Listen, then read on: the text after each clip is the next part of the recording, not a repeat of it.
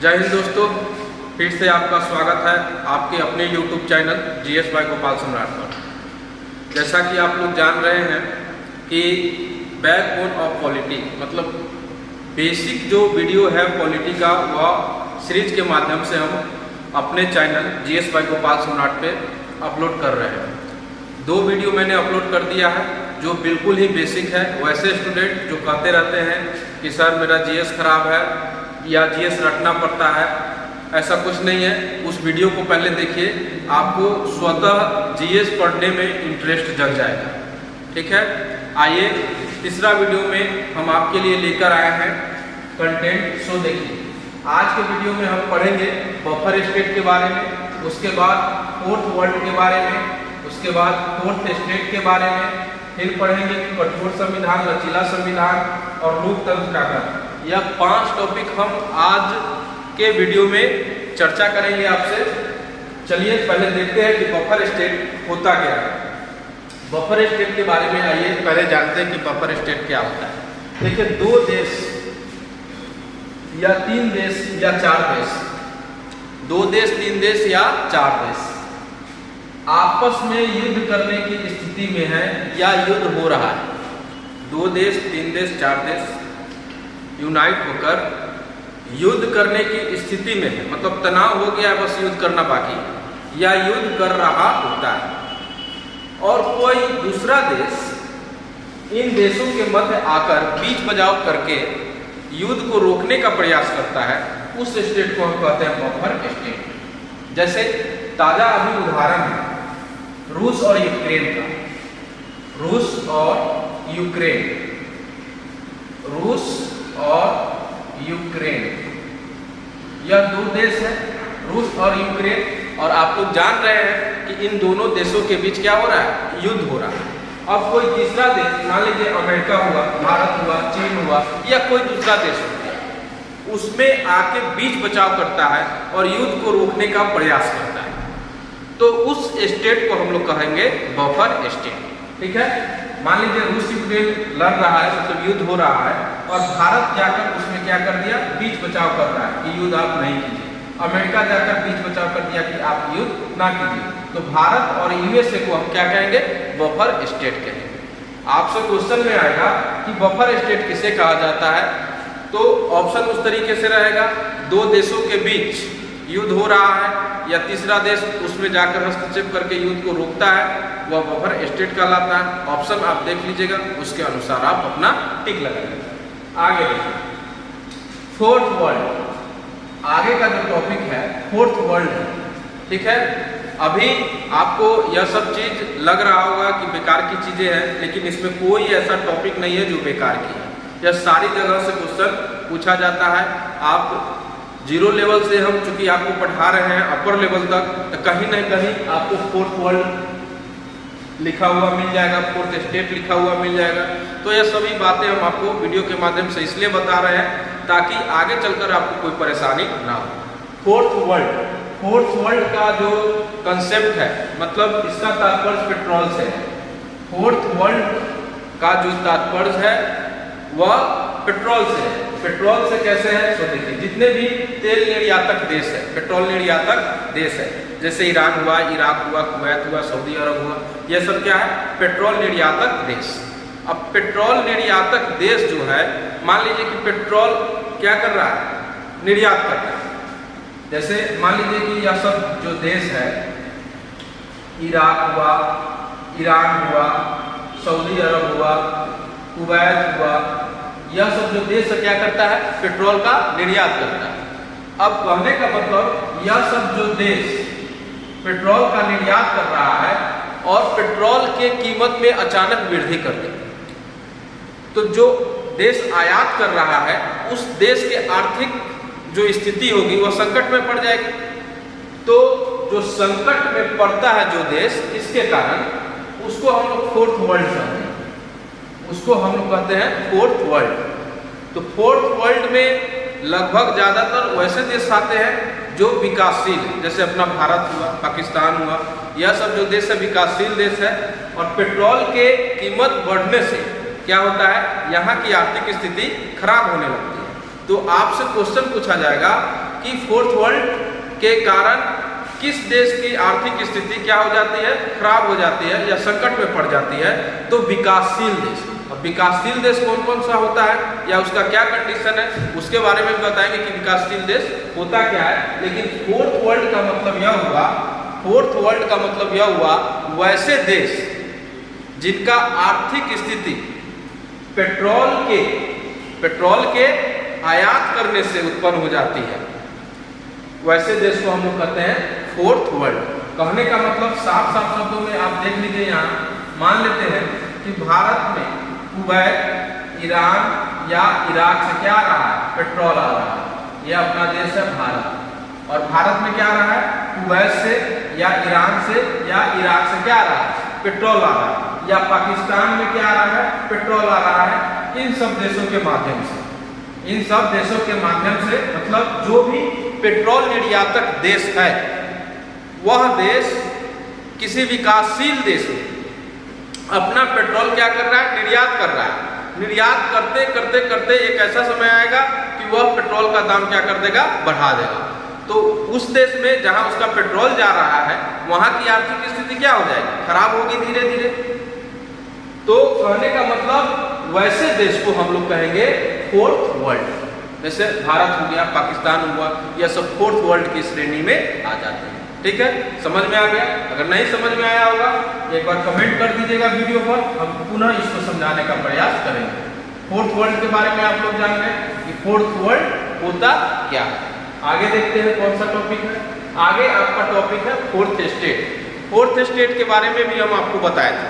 Fourth state कहने का मतलब यह हुआ कि हम आपको बताए थे कि सरकार का 3 अंग होता है, विधायिका, कार्यपालिका और न्यायपालिका।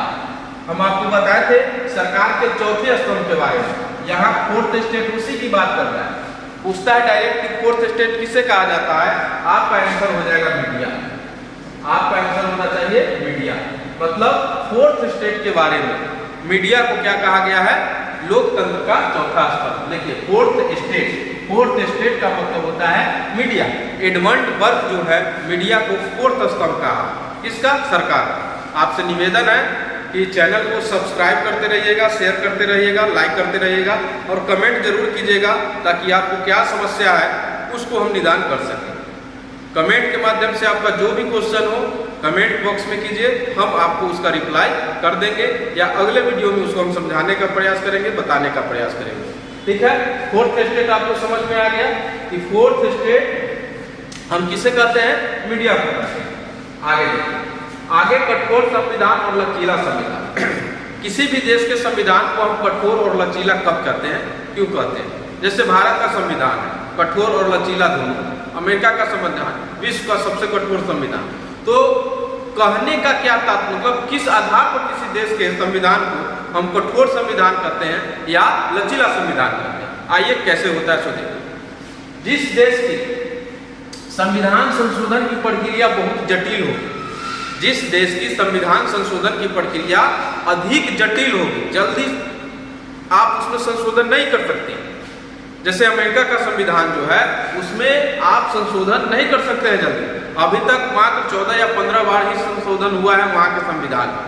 तो जिस देश के संविधान संशोधन की प्रक्रिया जो होगी वह जटिल होगी, कठोर होगी, तो वैसे देश के संविधान को हम कठोर संविधान कहेंगे, जैसे अमेरिका का संविधान। और जिस देश के संविधान संशोधन की जो प्रक्रिया होगी वह क्या होगी, लचीला होगा। वह संविधान भी वह क्या होगा, लचीला होगा। जैसे भारत का संविधान देखिए, यहाँ संविधान में संशोधन करने की प्रक्रिया आसान है। संसद के दोनों सदन लोकसभा राज्यसभा मिल जाते हैं और संशोधन कर देते हैं, राष्ट्रपति अपना अनुमोदन दे देते हैं, संविधान में संशोधन हो गया, तो आसानी से हो जा रहा है। तो देखिए अभी कितना संशोधन हो चुका, 100 से ऊपर बार भारत के संविधान में संशोधन हो चुका। वहीं अमेरिका का संविधान है, वहाँ देखिए कि इतना जल्दी संशोधन उसमें नहीं कर पा रहा है लोग, क्योंकि वहाँ का जो प्रक्रिया है संविधान संशोधन की वो क्या हो रहा है, जटिल हो रहा है, जिसके वजह से वहाँ के संविधान में संशोधन करना मुश्किल होता है। इसलिए वहाँ के संविधान कठोर संविधान और भारत का संविधान लचीला संविधान। आधार क्या होता है संविधान संशोधन की, किसी संविधान को कठोर और लचीला करने की आधार होता है संविधान में संशोधन। यदि आपसे क्वेश्चन पूछा जाएगा किसी देश के संविधान को कठोर या लचीला किस आधार पर कहा जाता है? आपका आंसर होना चाहिए कठोर संविधान उसे कहेंगे जहां संविधान संशोधन की प्रक्रिया जटिल होगी। लचीला संविधान उसे कहेंगे जहां संविधान संशोधन की प्रक्रिया क्या होगी? आसान होगी।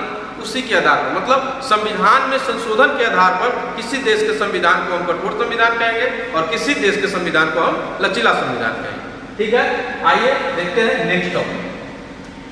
नेक्स्ट टॉपिक है आपका लोकतंत्र। नेक्स्ट टॉपिक है आपका लोकतंत्र और लोकतंत्र का घर। लोकतंत्र और लोकतंत्र का घर क्या है उसके बारे में हम जानेंगे कि लोकतंत्र और लोकतंत्र का घर किसे कहा जाता है। देखिए, लोक का मतलब होता है जनता, पब्लिक, आप लोग जानते होंगे। लोक का मतलब होता है जनता अर्थात पब्लिक, और तंत्र का मतलब, यह जो तंत्र है इसका मतलब होता है शासन। इसका मतलब होता है शासन, और लोक का मतलब होता है क्या? जनता, मतलब जनता का शासन। तो ऐसा थोड़ी है कि हम लोग जनता है और हम ही लोग अपने पर शासन कर रहे हैं, ऐसा नहीं ना। नहीं, कैसे नहीं? देखिए, लोकतंत्र, लोक कहने का मतलब पब्लिक और तंत्र कहने का मतलब शासन। लोकतंत्र यहाँ समझने से पहले आप यह समझिए कि लोकतंत्र का पहले प्रकार समझिए, उसके बाद आपको समझ में आ जाएगा कि लोकतंत्र क्या है। देखिए, लोकतंत्र का दो प्रकार, प्रत्यक्ष लोकतंत्र और दूसरा है प्रतिनिधि लोकतंत्र। लोकतंत्र का दो प्रकार है, प्रत्यक्ष लोकतंत्र और प्रतिनिधि लोकतंत्र। अब प्रत्यक्ष लोकतंत्र क्या है और प्रतिनिधि लोकतंत्र क्या है, तो देखिए, प्रत्यक्ष लोकतंत्र कहने का मतलब जनता जो है यदि वह अपने प्रतिनिधि का निर्वाचन करती है और वह उसके लिए नियम कानून जहां बनाता है, संसद में बनाता है, वहां वह स्वयं उपस्थित हो जाता है और वह देखता है कि कौन सी विधि बन रहा है हम लोग के लिए, वह सही साबित होगा या नहीं होगा। तो जिस देश की जनता वहां जहां विधि विधान बन रहा है और वहां वो स्वतः उपस्थित होकर उसको बनते हुए देख रहा है, समझ रहा है, तो वैसे देश के जो लोकतंत्र होंगे उसको हम प्रत्यक्ष लोकतंत्र कहेंगे। और प्रत्यक्ष लोकतंत्र का सबसे उन्नत जो एग्जाम्पल है वो स्विट्जरलैंड। इसलिए स्विट्जरलैंड को लोकतंत्र का घर कहा जाता है। भारत में क्या है? प्रतिनिधि लोकतंत्र। प्रतिनिधि लोकतंत्र का मतलब क्या होगा कि हम लोग क्या करते हैं कि प्रतिनिधि को चुनते हैं, जैसे गांव में कहता है या पंचायत प्रतिनिधि है या संसद का प्रतिनिधि है या विधानसभा का प्रतिनिधि है। तो प्रतिनिधि कौन हुआ? एक आदमी हुआ। प्रतिनिधि कौन हुआ? एक आदमी हुआ। और उस आदमी को हम लोग क्या करते हैं? निर्वाचन करते हैं, और निर्वाचन के माध्यम से वो मुखिया बनता है, सरपंच बनता है, सांसद बनता है, विधायक बनता है। उसके बाद वो संसद में जाता है, जो संसद के सदस्य है, और जो विधानसभा का सदस्य वो राज्य विधानसभा में जाएगा और वहां पर जाकर हम लोग के लिए नियम कानून बनाता है। हम लोग वहां भाग नहीं लेते, हमारा प्रतिनिधि वहां भाग लेता है। इसलिए भारत में जो है वो प्रतिनिधि लोकतंत्र है और स्विट्जरलैंड में जो है वो कैसा लोकतंत्र है? प्रत्यक्ष लोकतंत्र। क्योंकि वहां की जनता जो है जहां पर नियम कानून बनता है संसद भवन में, वहां पे जाकर वह स्वतः नियम कानून को बनते हुए देखती है और विरोध करने वाली बात भी आती है तो वहां पर वो विरोध करती है। लेकिन हम लोग नहीं जा पाते हैं, हमारा कौन वहां विरोध या प्रतिशोध करेगा? जो हम प्रतिनिधि चुनकर भेजे हैं वह। इसलिए भारत में अगर पूछेगा किस तरह का लोकतंत्र है तो प्रतिनिधि लोकतंत्र है। किस तरह का लोकतंत्र है? प्रतिनिधि लोकतंत्र। और प्रत्यक्ष लोकतंत्र का एग्जाम्पल क्या है? स्विट्जरलैंड। स्विट्जरलैंड को लोकतंत्र का घर भी कहा जाता है। डायरेक्ट क्वेश्चन पूछ देगा आपसे कि इनमें से किस देश को लोकतंत्र का घर कहा जाता है? आपका आंसर होना चाहिए स्विट्जरलैंड। क्यों? क्योंकि वहां की जो जनता होती है वह प्रत्यक्ष रूप से संसद भवन में बैठती है और जो नियम कानून बनता है उसका विरोध भी करती है और सपोर्ट भी करती है। इसलिए स्विट्जरलैंड में प्रत्यक्ष लोकतंत्र है, इसलिए स्विट्जरलैंड को लोकतंत्र का घर कहा जाता है। भारत में प्रतिनिधि लोकतंत्र है, अर्थात हम लोग क्या करते हैं, हम लोग निर्वाचन कर लेते हैं अपने सांसद का या विधायक का, और विधायक विधानसभा में, सांसद जो है वो संसद में जाकर क्या करता है? हमारे लिए नियम कानून बनाता है। इसलिए हमारा जो लोकतंत्र है वह प्रतिनिधि लोकतंत्र है। कैसा लोकतंत्र है? प्रतिनिधि लोकतंत्र। कहने का मतलब डायरेक्ट क्वेश्चन पूछेगा कि भारत में किस प्रकार का लोकतंत्र की व्यवस्था है, आंसर हो जाएगा प्रतिनिधि लोकतंत्र। और स्विट्जरलैंड में जो प्रत्यक्ष लोकतंत्र। ठीक है, लगभग अभी तक हमने 3 वीडियो जो है बैकबोन ऑफ पॉलिटी के नाम से डाला है, सीरीज बना के डाला है। और स्टेप बाय स्टेप आपको हम बता रहे हैं। वह इसलिए बता रहे हैं क्योंकि जब आप बीच में जाइएगा, जब मेरा वीडियो और भी रिच बनेगा, जब पाठ्यक्रम से संबंधित होगा, उसको समझने में बिल्कुल आसान होगी। इसलिए हम आपसे बार बार कहते हैं कि पीछे का जो वीडियो है, जो भी वीडियो है, उसको आप एक बार दो बार देख लीजिए, पूरे अपने माइंड में सेट कर लीजिए, उसके बाद ही आपको आगे समझ में आएगा।